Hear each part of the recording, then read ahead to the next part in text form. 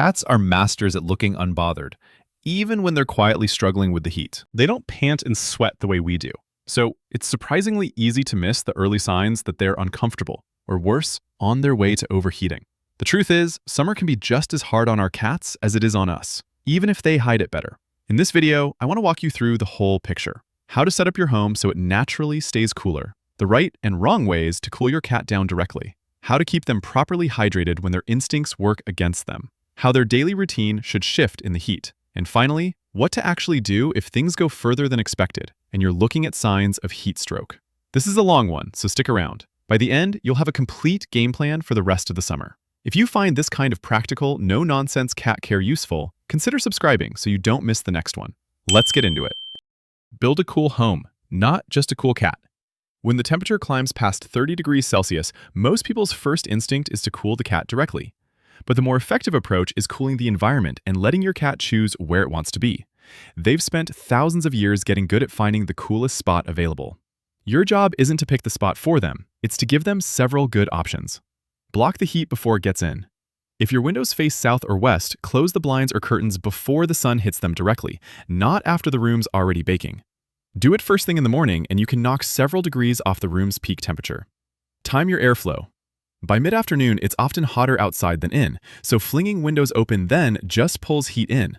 Air the place out early morning or late evening instead, when outdoor temps actually drop below indoor ones. Set up multiple cool zones, not one bed. Bare tile or stone floors conduct heat away from a cat's body far better than a soft bed. That's why so many cats flop on bathroom or kitchen tile in summer. Others prefer the shade under furniture or a dim corner.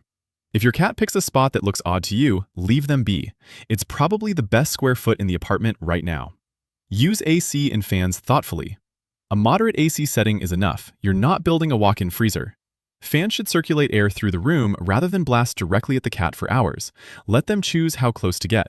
Cooling mats and cold bottles help on the cat's own timeline. Not every cat takes to a mat right away. Place it near their usual spot instead of forcing them onto it.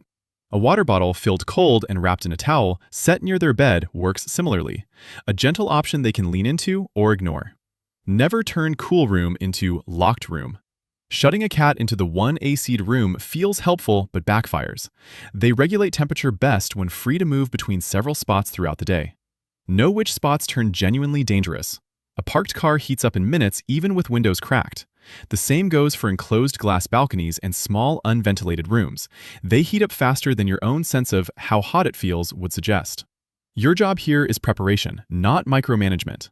A handful of genuinely cool, accessible options beats any single clever trick. What actually helps a hot cat? And what makes it worse? When you see your cat is uncomfortable in the heat, the instinct to do something hands-on is strong. A cold shower helps me, so it should help my cat. But cats process sudden temperature changes and loss of control very differently than we do, and a method that sounds reasonable can backfire. If your cat is alert and calm, just sluggish from the heat, you usually don't need anything dramatic. Move them to a cool spot, keep fresh water nearby, and watch how they respond. That's often all it takes. Grooming matters more than people realize, especially for long-haired cats. Regular brushing removes dead undercoat that traps heat and blocks airflow near the skin. Without it, a cat is basically wearing an extra layer it doesn't need. Don't shave your cat for summer. It feels logical, less fur, less heat, but a cat's coat insulates against heat just as much as cold. Shave it and you expose the skin to sunburn and faster heat absorption. Save shaving for genuine medical reasons, not as a cooling strategy. A light, damp wipe down is fine if your cat is genuinely okay with it.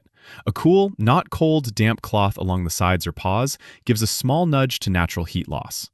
The moment your cat pulls away or tenses up, stop. Added stress just means more heat production. A few myths worth retiring. No ice baths. Panic generates its own heat. No ice directly on skin. No wet towel draped over the cat. It traps heat instead of releasing it and adds stress. And no fan or AC vent blasted straight at them for hours. In every case, cool the room and let the cat choose how to use it. The principle underneath all of this is calm. No dramatic intervention, no home remedy from the internet, just a cool environment, freedom to choose, and gentle support only when it's clearly welcome. Adjusting your cat's daily routine for the heat. It's easy to focus only on temperature and miss that your cat's whole daily rhythm shifts in summer too. Watch closely during a heat wave and you'll see them get calmer, sleep more, and lose interest in high-energy play. That's not a problem. It's your cat conserving energy and minimizing the heat their own movement would produce. Move playtime to the cooler hours.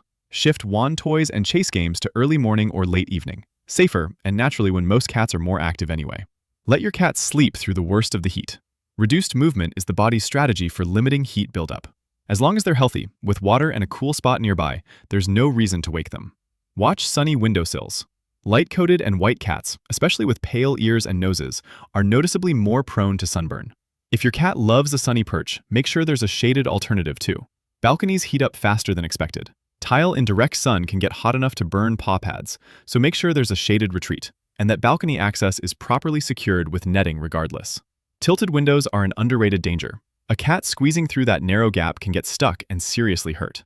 If you need airflow, secure the window properly rather than leaving that gap unattended all day. The best move during a heat wave is adjusting your own schedule to your cat's rhythm. Less activity at peak heat, more downtime, shade, and rest, exactly where they're most comfortable. Quick pause. If this is helping you rethink your cat's summer setup, go ahead and subscribe now so future seasonal care videos land in your feed automatically. Back to it. Hydration. Why a single water bowl usually isn't enough. When it's hot, most of us reach for more water. Cats are wired differently. Their ancestors got most hydration from prey, not drinking, and that low thirst drive is still with them. One bowl often isn't enough to keep them properly hydrated through a heat wave. Spread water around the house. Cats drink more consistently when they don't have to make a special trip to one spot. 2 to 4 water stations around a larger apartment can make a real difference.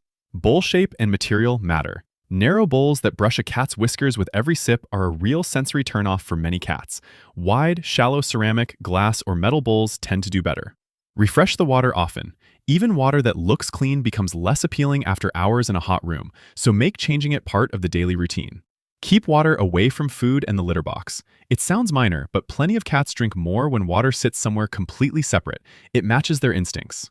Lean on wet food during the hottest stretches. It carries far more moisture than kibble. If your cat already eats both, shifting the balance toward wet food helps. Just serve smaller, fresher portions since it spoils faster in the heat. Fountains are worth trying, not guaranteed. Some cats love moving water, others ignore it completely. Fresh water, good bowl placement, and regular cleaning still matter more for most cats. Don't force the issue.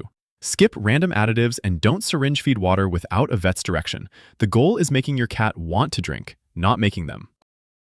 Even with every precaution in place, there's a chance your cat could still start showing signs of overheating on a particularly brutal day. If that happens, the single most important thing is staying calm. Panic doesn't help your cat, and it doesn't help you make clear decisions either. What matters here is acting quickly, but deliberately. Step 1. Get your cat to a cooler space immediately. Ideally, a shaded room with good airflow, or mere air conditioning if you have it. If you're using a fan, point it to circulate air through the room, rather than blasting it directly at your cat.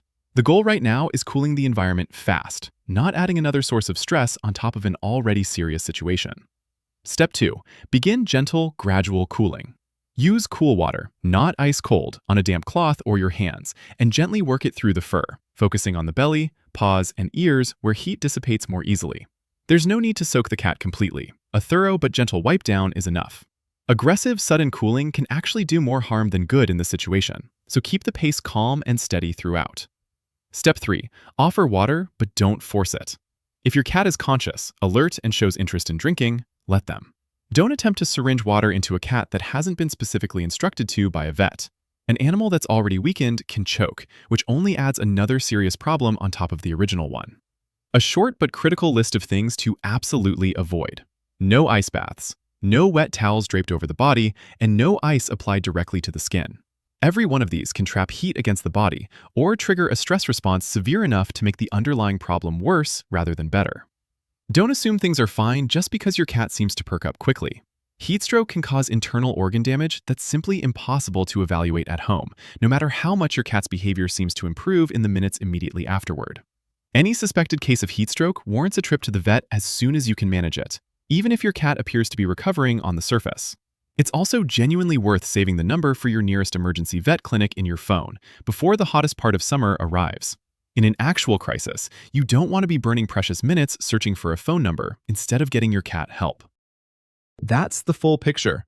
Cool the home first, support your cat's body gently and only when needed, Shift the daily routine to match the heat. Take hydration seriously, even when your cat doesn't seem thirsty, and know exactly what to do and what not to do if things ever escalate to heat stroke.